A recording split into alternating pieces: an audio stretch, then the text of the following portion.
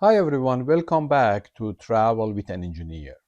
In the last episode, I visited the city of Sutter Creek, and one of the museums that I briefly discussed was Monteverde General Store Museum. After I finalized that episode, I revisited Sutter Creek again and noted that the museum is open. So I revisited the museum and learned that it is now open more regularly and more often. And while visiting, I was very lucky to be introduced to a local historian, Joanne Levy, who was volunteering as a docent in the museum. Joanne is a very prominent local historian with many publications on the California Gold Rush, including They Saw the Elephant, Women in the California Gold Rush, Yosemite Farewell, An Untold Tale for the California Gold Rush, Daughter of Joy, a novel of Gold Rush, California. The Sutter Creek Chronicles, a love story, Unsettling the West, and For California's Gold, a novel. By the way, all these books now are on the top of my reading list. So while visiting the museum, Joanne kindly allowed me to record her while telling me the story of this museum. So without further ado, here is Joanne explaining the story of this museum, which is honestly way more fascinating than what I thought, and certainly she explained it way better than I have ever could. Good morning and welcome to the Monteverde store. I'm going to tell you the story of the store if you'd like to hear it. Yes, of course. Thank you. I will start here. I always start here with him. I end with her. So if you want to know who she is, you've got to hear the whole story. And I always say, do you think he looks like a banker? Yes, he does. He does look like a banker. He is actually the firstborn of 7 children who were born to Giovanni and Rosa Monteverde, both from Genoa, Italy, although they met here. He came actually through New Jersey. He started as a farmer, and when gold was discovered, he came to Sutter Creek. And then he met a man named Joseph Lavaggi, who had come with a colony of 56 people from Genoa, and Joseph Lavaggi was a stonemason. So if you walk up and down Main Street, you will see some very nice stonework, and that was done by Joseph Lavaggi and Giovanni Monteverde. So Joseph had a sister named Rosa. So we got a family started here. And this is the firstborn of the 7 children that were born to Rosa and Giovanni Monteverde. This is John Jackson. He and his dad opened this store August 1, 1898. He was at that time 25 years old, and he paid for everything. He was already a big success. He had gone to Sacramento and gone to business school, and he bought a little coffee company called Dingley and Company. He renamed it for himself. He called it Monty's Red Bag Coffee, 3 grinds. And when there was an earthquake in San Francisco in 1906, he donated hundreds of pounds of coffee to the survivors. What a marketing genius. They're going to buy Monty's Red Bag forever. While he's in San Francisco, he meets another young Italian coming up in the world, whose name was Amedeo Giannini. He had founded the Bank of Italy 2 years previous in North Beach. He thinks having a bank in Sacramento would be a good idea.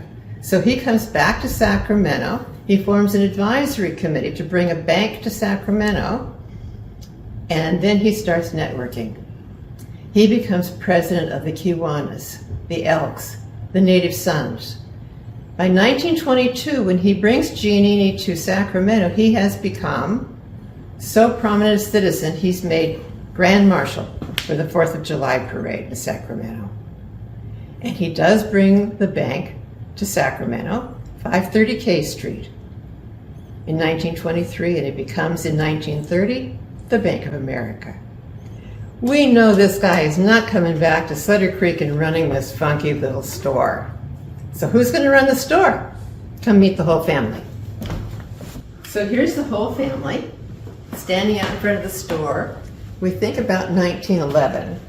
You can see here, this is Giovanni, this is Rosa. These are the four sons. This is James Alexander. He became an officer in a financial corporation in Pittsburgh over in the Bay Area. This is Joseph. He became a distributor for his brother's coffee company. Here's our banker, John Jackson. And this cutie pie is Louis. The girls think he's adorable. Look, he's got that hat cocked just so. He's got the ascot. He's coming right off the page. He's got so much attitude. As a matter of fact, he was such a ladies' man that we've got a photograph of him over here on a Sunday drive with one of his lady friends. Here he is in his freight wagon. The big barn next to the store is where he kept that freight wagon. He was in the freighting business, $6 a day, freight anything. Here he is out with this lady. You can't see her face, but look at the feathers on her hat and the skirt with the flounces. She's a very fancy lady. That might be Mabel Mulgrove. He married a girl from this town named Mabel Mulgrove, who divorced him 3 years later on grounds for desertion. So I'm guessing, we're just making a big leap here, this is either Mabel or the grounds for desertion. In any event, he's not running the store. Come meet the girls. So there are three daughters, Katie, Rose, and Mary. Mama must have said, dress up, we're having our pictures taken, because they're the only ones that stand out. These ladies back here are daughters-in-law. This is Katie. She ran the house, did the cooking and the cleaning and taking care of Mama and Papa because they're getting older. And Rose and Mary are going to run the store. Now we understand it's possible that Rose was engaged. And Mama said, you can't get married until Mary gets married because that's the rule. Firstborn daughter gets married first. So the story goes south. Mary never marries. So Rose never marries, and Katie never marries. Wow. But Rose and Mary are going to run the store. And here they are, standing right behind this counter, right there and right there. And you can still sense they're here. Nothing else has changed. It's not a museum, it's a time capsule. And here's why it's so special a place. If you look on the other counter, you will see this scale. And in front of it is a little sign. This store will be closed for a few days. Rose wrote that sign in October of 1971 because Mary was sick. They put that sign in the window, they locked the front door, and they went out the back door to that house back there where they all lived. Mary died the following year. She was 92 years old. Rose was in her 80s. She did not reopen the store. The sign stayed in the window. Drum roll, 20 years. The store was closed for 20 years because in her will, Rose, who died in 1978, left the store to the city of Sutter Creek to be used as a library or as a museum. And now I'm going to tell you why it's not a library. Back to this lady. She looks like a 1940s movie star. Exactly. But she was actually just a secretary at McClellan, and she is the daughter of John Jackson and Sophie, who were 46 years old when she was born. They did not see that coming. 46? Poor little girl. The two little kids in that photograph are her brother and sister, and they were in high school when she was born. Mom was not well. She died soon after. Dad is now very busy being a very important banker. So he sends her up to stay with his sisters whenever she has a chance to do that. So when Rose dies in 1978 and leaves the city, the store, to be used as a museum or as a library, everything else goes to Jane. who has married and moved to Michigan with her husband, Harry Pratt, that she met during the war years. Harry and Jane actually uproot themselves from Michigan and they come to Sutter Creek and move into the old house. And, drum roll, she goes to clown school. Nobody saw that coming. I love that part of the story. She's 60 years old and she decides to be a clown. She and Harry start a little business called Balloons Bazaar, and she goes to events throughout the county dressed as a clown, even after she's diagnosed with lung cancer. She renames her clown Breathless, and she goes to the schools and lectures to the kids about smoking. And she dies in 1985. Now who owns everything? Dad. What a guy.